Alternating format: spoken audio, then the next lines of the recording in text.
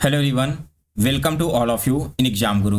दोस्तों, IDBI junior assistant manager का exam 31 दिसंबर 2023 को हुआ था। एग्जाम होने के बाद से ही कैंडिडेट बहुत ज़्यादा परेशान है कि इस बार का कट ऑफ क्या रहेगा और किन स्टूडेंट को इंटरव्यू की तैयारी करनी चाहिए। सो गाइस, इस वीडियो में मैं आप सभी को इस बार के लिए एक्सपेक्टेड कट ऑफ बताने वाला हूं। साथ ही मैं बताऊंगा कि आप सभी लोग इंटरव्यू की तैयारी कैसे स्टार्ट करो और इंटरव्यू में जो क्वेश्चन पूछे जाते हैं वो कौन कौन से सेक्शन से आते हैं और किस प्रकार के क्वेश्चन पूछे जाते हैं। इससे पहले मैंने टोटल 3 इंटरव्यू दे रखा है, तो मुझसे इन तीनों इंटरव्यू में क्या क्या क्वेश्चन पूछे गए थे और किस प्रकार से मैंने उसकी तैयारी की थी वो कंप्लीट स्ट्रेटजी इस वीडियो में बताऊंगा। तो आप सभी लोग वीडियो को लास्ट तक जरूर देखना। और साथ में दोस्तों, अगर आपने अभी तक एग्जाम गुरु चैनल को सब्सक्राइब नहीं किया है तो चैनल सब्सक्राइब कर इसके बेल नोटिफिकेशन को ऑन कर लें, ताकि आईबीपीएस एग्जाम से रिलेटेड जब भी मैं कोई नई वीडियो अपलोड करूं तो उसका नोटिफिकेशन आप तक सबसे पहले पहुंच जाए। साथ में आप सभी लोग टेलीग्राम ग्रुप को ज्वाइन कर लेना। टेलीग्राम ग्रुप का लिंक मैंने वीडियो के डिस्क्रिप्शन बॉक्स में दे दिया है। चलिए दोस्तों, आज का वीडियो स्टार्ट करते हैं। तो गाइस, सबसे पहले हम बात करेंगे आपके रिजल्ट के बारे में एंड एक्सपेक्टेड कट ऑफ, और फिर मैं आपको उसके बाद इंटरव्यू का स्ट्रेटजी बताऊंगा।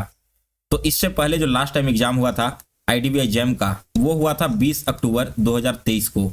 फिर इसके बाद इसका जो रिजल्ट आया था लगभग 1 महीने के बाद 22 नवंबर 2023 को, और इसके जस्ट 6 दिन के बाद 28 नवंबर 2023 से इंटरव्यू स्टार्ट हो गए थे। तो आप देख सकते हो कि आपके रिजल्ट और एग्जाम के बीच में लगभग 30 दिनों का गैप है, लेकिन जैसे ही रिजल्ट आता है तो उसके 1 सप्ताह के अंदर ही आप सभी के इंटरव्यू स्टार्ट कर लिए जाते हैं। सो गाइस, इस बार आपके एग्जाम हुए हैं 31 दिसंबर 2023 को। इस बार का जो एक्सपेक्टेड रिजल्ट का डेट है वो मैक्स टू मैक्स आप एक्सपेक्ट कर सकते हो 31 जनवरी तक। इस समय तक आपको हर हाल में रिजल्ट देखने को मिल जाएगा, और इसका जो इंटरव्यू है वो आपको फरवरी के 2nd वीक में देखने को मिलेगा। यहाँ पर अगर आप यह सोच रहे हो कि आपके रिजल्ट आएंगे फिर उसके बाद भी आपको 20 दिन 30 दिन का टाइम दिया जाएगा, तो बिल्कुल गलत हो।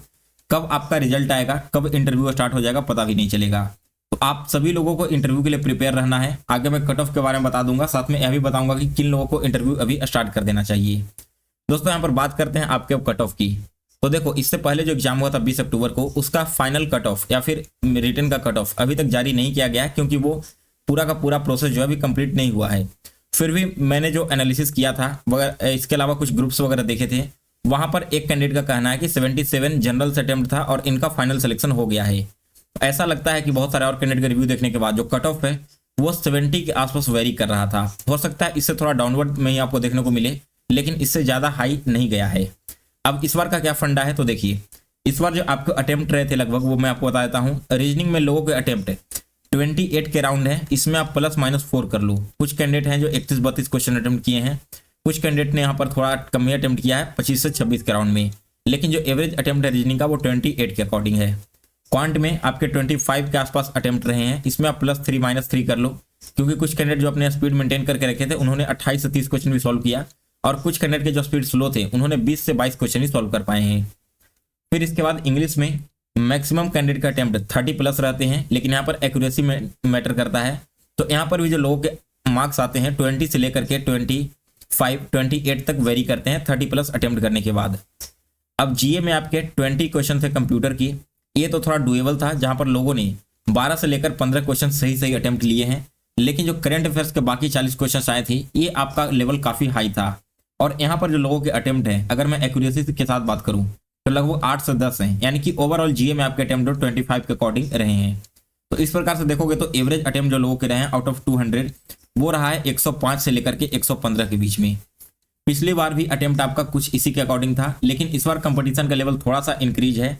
इसके पीछे का रीजन है दोस्तों कि PGDBF कोर्स यहाँ पर शामिल नहीं किया गया है, जिस वजह से बहुत सारे कैंडिडेट ने इस एग्जाम को दिया है और अच्छी तैयारी करके भी गए थे।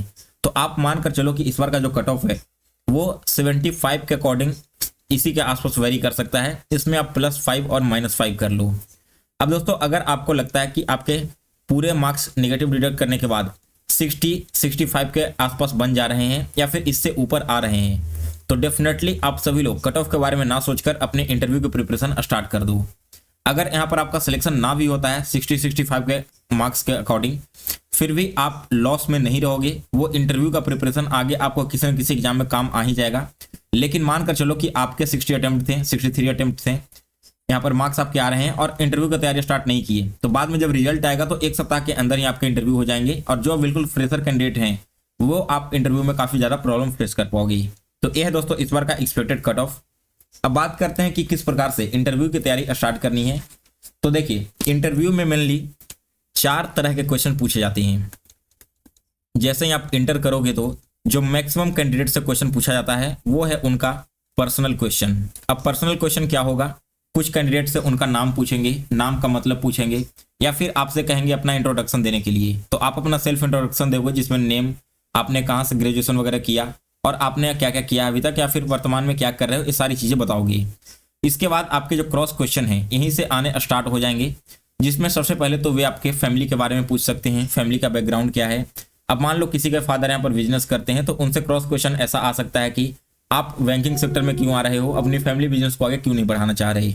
इस प्रकार के आपसे क्वेश्चन पूछे जाएंगे। साथ में आपके फैमिली में कौन कौन है, उनके नाम क्या है, ये सारी चीज़ें आपसे पूछी जाएंगी। दूसरा और क्या क्वेश्चन आता है पर्सनल क्वेश्चन में, तो वो आपका हो गया प्लेस, यानी कि आपका घर जिस भी डिस्ट्रिक्ट में है, जिस स्टेट में है, उसके आसपास में जो भी फेमस चीज़ें हैं, वहाँ पर कुछ फेमस लोग होंगे या फिर कुछ हिस्ट्री में वहाँ पर फेमस चीज़ें हुई होगी, वो सारी चीज़ें आपसे यहाँ पर पूछा जाएगा। तो जब भी आप इंटरव्यू का प्रिपरेशन स्टार्ट करो तो पहला फेज आपका यही है कि खुद को अच्छे से खंगालो, अपने बारे में सोचो और उससे जितने भी आपके मन में क्वेश्चन अलग अलग उत्पन्न होते हैं उन सभी को नोट डाउन करते जाओ और फिर उसका जवाब ढूंढो। ये रहा दोस्तों आपका स्टेप 1। फिर इसके बाद और क्या पूछा जाएगा, तो सेकंड जो फेज आपका होता है वो होगा ग्रेजुएशन से रिलेटेड। अभी मैं आपको दिखाऊंगा अभी कि मुझसे IDBI जैम में क्या क्या क्वेश्चन पूछे गए थे और कौन कौन से सेक्शन से कितने क्वेश्चन आए थे। ग्रेजुएशन में आपने जिस भी स्ट्रीम से ग्रेजुएशन कर रखा है उससे आपके मैक्सिमम क्वेश्चन पूछे गए हैं, ऐसा मैं पिछले 3 इंटरव्यू के एक्सपीरियंस के आधार पर बता रहा हूँ। जैसे सपोज आपने अगर हिस्ट्री से ग्रेजुएशन कर रखा है तो हिस्ट्री के आपके बहुत सारे क्वेश्चन पूछे जाएंगे। जो बीटेक वाले कैंडिडेट हैं, बीटेक से आपके क्वेश्चन पूछे जाएंगे। जो मैथ्स बैकग्राउंड के कैंडिडेट होते हैं उनसे फॉर्मूला वगैरह पूछा जाता है। अब ऐसा नहीं है कि अगर आपने ग्रेजुएशन मैथ्स से किया है तो आपसे ग्रेजुएशन लेवल का ही पूछा जाएगा। यहाँ पर आपके 10th 12th लेवल के भी मैथ्स के कुछ फॉर्मूले वगैरह पूछ लिए जाते हैं, इसके भी कॉन्सेप्ट पूछ लिए जाते हैं। तो आपको अपना जो भी ग्रेजुएशन का सब्जेक्ट है उसे बहुत अच्छे से कवर करके जाना है, क्योंकि यहाँ से डेफिनेटली आपके क्वेश्चन बनेंगे और ज़्यादातर क्वेश्चन आपके इसी से होंगे। जब ग्रेजुएशन वाला क्वेश्चन आपका समाप्त हो जाएगा फिर इसके बाद पूछा जाएगा बैंकिंग टर्म्स रिलेटेड। अब दोस्तों बैंकिंग टर्म्स रिलेटेड क्या क्या क्वेश्चन पूछे जाते हैं वो मैं आपको पूरा भी लिस्ट दिखाऊंगा। बैंकिंग पूछने के साथ साथ और क्या आएगा, तो यहाँ पर आपसे बैंकिंग से रिलेटेड कंडीशनल क्वेश्चन पूछे जाते हैं, जो कि आपका 4th स्टेप है। दोस्तों बैंकिंग टर्म्स आपके हो गए पहले तो। फिर इसके बाद जैसे मान लो कि आपसे पूछेंगे कि आपको मैंने PO बना दिया, तो आपके पास अगर कोई कैंडिडेट आता है यूजर जिसके पास डॉक्यूमेंट पूरे नहीं है और उसे अकाउंट खोलना है, तो इस कंडीशन में आप क्या करोगी। या फिर सपोज आपको अपने डिस्ट्रिक्ट में पोस्टिंग मिल गई और कोई आपके रिलेटिव हैं या फिर कोई आकर बोलते हैं कि मुझे बिना किसी डॉक्यूमेंट के लोन दे दो, तो इस कंडीशन में आप क्या करोगी। ऐसे आपसे कंडीशनल क्वेश्चन भी वहां पर पूछे जाएंगे, जिसका आपको एट द टाइम जवाब सोचकर देना होगा। ये था दोस्तों 4 तरह के क्वेश्चन जो कि आपसे इंटरव्यू में पूछे जाएंगे। सबसे पहले मैं आपको वो दिखाता हूं जो क्वेश्चन मुझसे इंटरव्यू में पूछा गया था, और फिर उसके बाद मैं आपको बैंकिंग टर्म से रिलेटेड जितने भी आपके पॉइंट बनते हैं इंपॉर्टेंट, वो सारी चीजें दिखा देता हूं। तो देखिए, मेरा इंटरव्यू था 29 नवंबर 2023 को। पैनल 1 था, पटना में इंटरव्यू हुआ था। सबसे पहले मैंने जैसे इंटर किया था तो सेल्फ इंट्रोडक्शन पूछा, जिसमें मैंने अपने बारे में बताया, साथ में अपना प्लेस ऑफ बर्थ वगैरह यहाँ पर मेंशन किया। तो यहाँ पर देखिए हमसे पूछा गया अपने डिस्ट्रिक्ट के बारे में, जैसे कि जहानाबाद एक नक्सलाइट एरिया था पहले, इसके रिगार्डिंग। फिर फैमिली में कौन कौन है और क्या क्या करते हैं ये पूछा गया। इसके बाद डायरेक्ट हमसे क्वेश्चन पूछा गया ग्रेजुएशन से, कि आपने ग्रेजुएशन कहाँ से किया है, कौन से कॉलेज से किया है और कौन सा आपका ऑनर्स पेपर था। जैसे मैंने ग्रेजुएशन के बारे में बताया, जैसे मेरा हिस्ट्री ग्रेजुएशन था, तो उसके बाद के जितने भी क्वेश्चंस मेरे पास आए रैपिड फायर राउंड में, वो सारे के सारे हिस्ट्री से रिलेटेड थे। जैसा कि आप यहाँ पर देख सकते हो, पानीपत का युद्ध कब हुआ, चौसा का युद्ध कब हुआ, 1761 में क्या हुआ था, बक्सर के युद्ध के बारे में, साथ में 1857 की क्रांति के बारे में। जहाँ पर ग्रेजुएशन सब्जेक्ट से क्वेश्चन समाप्त हुआ, तो फिर इसके बाद बैंकिंग टर्म स्टार्ट हो गए, जिसमें GDP फोरकास्ट के बारे में पूछा गया, WPI CPI क्या होता है, बैंक डिफिनेशन पूछा गया। फिर इसके बाद जैसे IDBI का बैंक है तो पूछा गया कि जहानाबाद में IDBI है या फिर नहीं है। अब देखो यहाँ पर कंडीशनल क्वेश्चन आ गया कि जैसे आप जहानाबाद में पोस्टिंग मिल जाए तो आप बैंक की डिपॉजिट को कैसे बढ़ाओगे। इस प्रकार के भी कंडीशनल क्वेश्चन आपसे पूछे जाएंगे। फिर इसके बाद होम टाउन में पोस्टिंग मिलने पर आप अपना क्या करेंगे अपने एरिया के बारे में, ये भी आपका कंडीशनल क्वेश्चन के बारे में आ गया। जिस बैंक के लिए आप इंटरव्यू देने जा रहे हो उसके बारे में बहुत अच्छे से जानकर जाना, उसकी हिस्ट्री क्या है, उसके वर्तमान में चेयरमैन MD वगैरह क्या है, उनकी कैपिटल डिपॉजिट इत्यादि, टैगलाइन क्या है और कब इसकी स्थापना हुई थी। इसके बाद बैंक का डिपॉजिट के बारे में फिर से पूछा गया। साथ में आपकी जो हॉबी होती है, जैसा कि आप जानते हो कि जब IDBI का इंटरव्यू दोगे तो DF फॉर्म फिल करवाया जाएगा, तो इसमें आपकी हॉबी वगैरह मेंशन करनी होती है। हॉबी बड़ा सोच समझ के मेंशन करना, क्योंकि उससे आपका क्वेश्चन आएगा ही और फिर उस पर आपको क्रॉस क्वेश्चन का भी जवाब देना होगा। तो ये सारे क्वेश्चन हमसे पूछे गए थे। साथ में दोस्तों आपसे और क्या पूछा जाएगा, तो अगर आपने कोई एक्स्ट्रा नॉलेज ले रखा है, गेन कर रखा है, एक्सपीरियंस वगैरह, जो आप डीएफ में मेंशन करोगे तो उससे भी आपके क्वेश्चन बनेंगे यहाँ पर। अब बात करते हैं लास्ट में कि आपकी जो बैंकिंग टर्म्स हैं उससे क्या क्या क्वेश्चन आते हैं। तो देखिए, बैंकिंग टर्म्स कंप्लीट करने के लिए ये एक पीडीएफ काफी है, क्योंकि मैंने जितने भी इंटरव्यू दिए अभी तीनों, उसमें बैंकिंग से रिलेटेड जितने भी क्वेश्चन बने हैं मोस्टली 80% से लेकर 90% इसी पीडीएफ से आए थी। और अगर आप इंटरव्यू में 20% स्किप भी कर देते हो बैंकिंग टर्म्स, तो यहाँ पर कोई फर्क नहीं पड़ने वाला, क्योंकि किसी भी कैंडिडेट के लिए सारे क्वेश्चन का जवाब देना पॉसिबल नहीं हो पाता है। तो मैं यही सजेस्ट करूंगा कि आप बस इस पीडीएफ को कंप्लीट कर लो। अब इसमें क्या दिया गया है वो देखिए। जैसे यहाँ पर देखोगे तो सबसे पहले बैंकिंग एंड इसके टाइप्स, इनसे रिलेटेड जितने भी इंपॉर्टेंट क्वेश्चन बन सकते हैं इंटरव्यू के लिए, वो सारी चीजें यहाँ पर मेंशन की गई है। तो आपको एक एक करके इस सारे क्वेश्चंस का क्या करना है, जवाब ढूंढना है, और हो सके तो उसका नोट्स भी बनाते जाना। फिर जैसे ही ये कंप्लीट होगा तो सेकंड आपका पॉइंट स्टार्ट हो जाएगा आरबीआई। अब आरबीआई से रिलेटेड आपके सारे यहाँ पर इंपॉर्टेंट पॉइंट्स दे दिए गए हैं, इन सभी पॉइंट्स को आपको नोट्स बनाते जाना है। फिर इसके बाद अकाउंट्स कितने तरह के होते हैं, इसके टाइप्स क्या होते हैं, वो सारी चीजें यहाँ पर आपको देखना होगा। फिर जो फाइनेंशियल इंस्टीट्यूशंस हैं जैसे कि नाबार्ड वगैरह, सीडबी, कोऑपरेटिव बैंक, एक्जिम, ईसीजीसी इत्यादि। अब नाबार्ड का रोल आपसे पूछ लिया जाएगा, जैसे जो रीजनल रूरल बैंक होते हैं उसमें नाबार्ड का रोल क्या है, या फिर हकीकत में नाबार्ड बाकी सारे बैंकों को किस प्रकार से सुपरवाइज करता है। तो ये सारे फंक्शंस आपको मालूम होने चाहिए। इसके बाद बैंक में चेक सिस्टम है, तो चेक के बारे में आपको कंप्लीट पता होना चाहिए, चेक कितने प्रकार का होता है, कैसे कैसे चेक यहाँ पर इशू किया जाता है। इसके बाद नेक्स्ट है लोन से रिलेटेड, तो लोन कितने तरह के होते हैं, लोन की रिकवरी कैसे की जाती है, लोन डिस्ट्रीब्यूट कैसे किया जाता है, क्या क्या डॉक्यूमेंट चाहिए होते हैं, ये आपके इस टॉपिक में आ जाएंगे। इसके बाद आपको फाइनेंशियल मार्केट जैसे कि मनी मार्केट वगैरह हो गया, म्यूचुअल फंड आपसे पूछा जा सकता है। यहाँ पर आपके ट्रेजरी बिल से आती है, मार्केट यहाँ पर क्या होता है। फिर इसके बाद आपका नेगोशिएबल इंस्ट्रूमेंट्स होते हैं, जैसे कि यहाँ पर आप देख सकते हो सर्टिफिकेट ऑफ डिपॉजिट क्या है, बिल ऑफ एक्सचेंज क्या है। पीएसएल बहुत इंपॉर्टेंट टॉपिक है। अब पीएसएल का कितना परसेंटेज आरआरबी के लिए रहता है और अदर पब्लिक सेक्टर बैंक के लिए कितना रहता है, ये आपको मालूम होना चाहिए।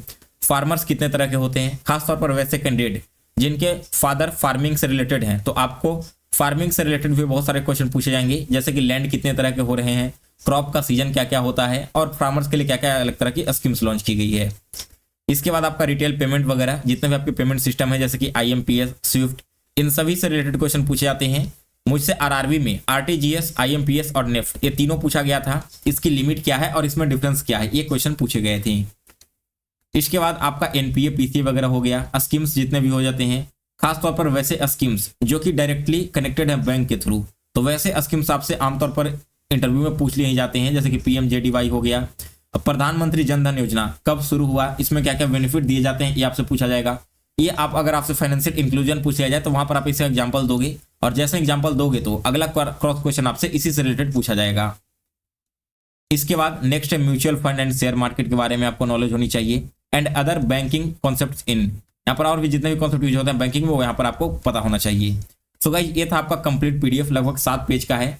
अगर आप इतना कर लेते हो तो आपके जो बैंकिंग टर्म्स हैं 80 से लेकर के 90% तक कंप्लीट हो जाएंगी। अब इन्हीं क्वेश्चंस का आपका जवाब ढूंढना है, प्लस साथ में इसके क्रॉस क्वेश्चन भी खुद से मन में सोचते रहना है। ये था दोस्तों आपका सिलेबस एंड तैयारी करने का तरीका। अब आप खुद से घर में बैठे तैयारी किस प्रकार से करोगे, तो मैंने आपको बता दिया 4 तरह के आपके क्वेश्चन पूछे जाएंगे। जितने भी आपको उन सर अलग अलग सेक्शन में क्वेश्चन आपको मन में आता है कि ये पूछा जा सकता है, वो नोट डाउन करते जाओ, उसका आंसर लिख कर नोट्स बनाते जाओ और उसे पढ़ते जाओ। इतना करने के बाद या तो आप अपना फोन का सेल्फी ऑन कर लेना या फिर मिरर के सामने बैठ जाना। ज्यादा बेटर यही होगा कि अपना फोन का सेल्फी कैमरा ऑन कर लो और फिर उसमें से कोई भी 10, 12, 15 सवाल अपने मन से उठा लो, वो आप खुद से पूछो और फिर उसका जवाब दो।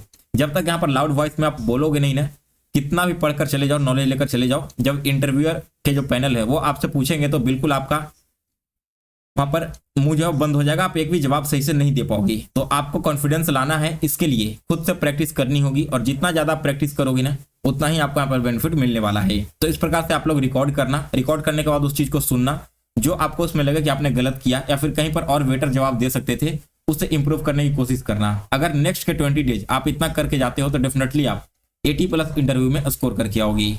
बाकी दोस्तों आगे जैसे ही रिजल्ट आता है पिछले IDVI JAM का, उसका कट ऑफ के बारे में पता चल जाएगा, तो उससे आइडिया भी लग जाएगा कि इस बार का भी आपका कट ऑफ का लेवल क्या रह सकता है। साथ ही में दोस्तों मैं कोशिश करूंगा कि कल से आपके लिए इंटरव्यू के जितने भी बैंकिंग टर्म्स हैं ये कंप्लीट करवाता जाऊं, जिससे कि आपको और इधर उधर भटकना ना पड़े, सारी जो स्टडी मटेरियल्स है वो एक ही जगह अवेलेबल हो जाए। एक मैंने टेलीग्राम ग्रुप बना रखा है आईपीएस एग्जाम पीडीएफ के नाम से, उसे आप लोग ज्वाइन कर लो। ये वाला जो पीडीएफ है मैं आपको उसी टेलीग्राम ग्रुप में अवेलेबल करवा दूंगा। तो गाइस फिलहाल इस वीडियो में बस इतना ही। अगर आपको वीडियो पसंद आया हो तो इसे लाइक करें और शेयर करें।